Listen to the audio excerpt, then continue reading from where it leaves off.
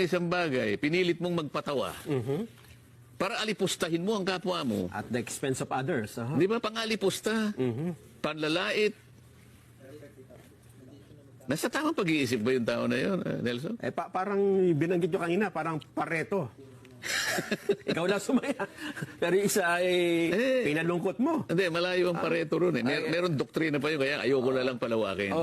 Ang ibig ko sabihin doon, kung talagang ang gawain, kung talagang legitimate, ba't di ka ba makakapagpatawa nang hindi ka mga alipusta ng kapwa mo? Siguro pwedeng tanungin eh. Wala bang kamag-anak yun na magpapayo sa kanya?